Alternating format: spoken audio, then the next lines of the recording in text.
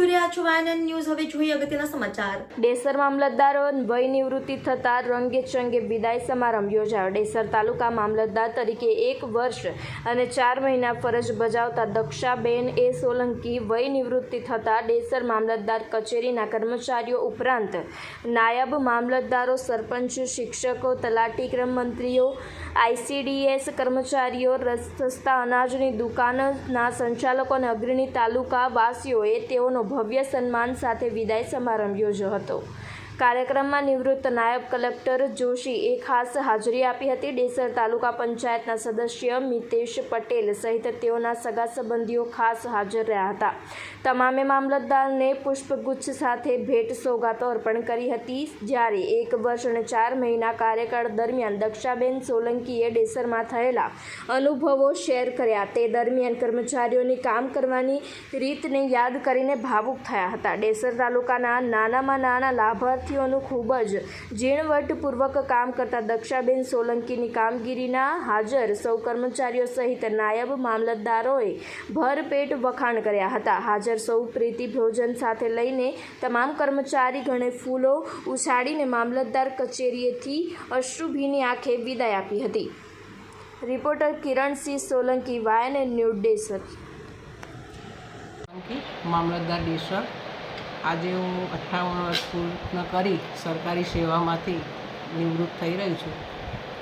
એક બાજુ મને દુઃખ પણ થાય છે કે આ સ્ટાફને છોડીને જવાનું, અને બીજી બાજુ એક હર્ષની પણ લાગણી થાય છે કે હવે હું મારો પૂરતો સમય મારા કુટુંબ તેમજ ધર્મ માટે હું આપી શકીશ। બીજું કે આ મારો વિદાય સમારંભ યોજો ત્યારે હું મારા માતા પિતાને અને મારા સાથી મિત્રોએ જે આ આયોજન કર્યું એ બદલ હું ખૂબ ભાવુક થઈ ગઈ અને મારા આંખમાંથી અશ્રુ પણ આવી ગયા। એ સાથે મેં આ તમામ સ્ટાફને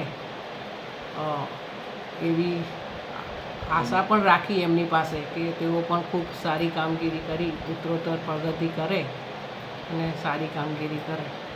બેન, તમારા ડેસરનો અનુભવ કેવો રહ્યો? ડેસરનો મને તાલુકા મામલતદાર તરીકે સેવા બજાવવાની ખૂબ મજા આવી।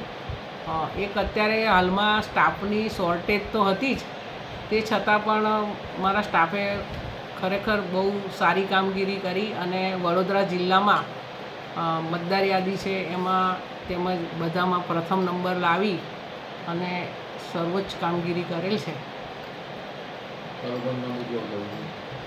હવે નિવૃત્તિ બાદ શું તમારું આગલો એ કદમ હશે?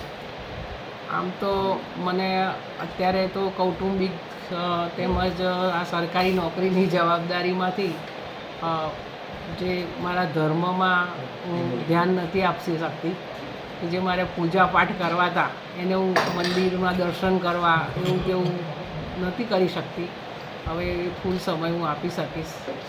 મારે ભક્તિ કરવી છે આગળ જઈને। થેન્ક યુ બેન, આભાર। Subscribe now and press the bell icon. Never miss an update.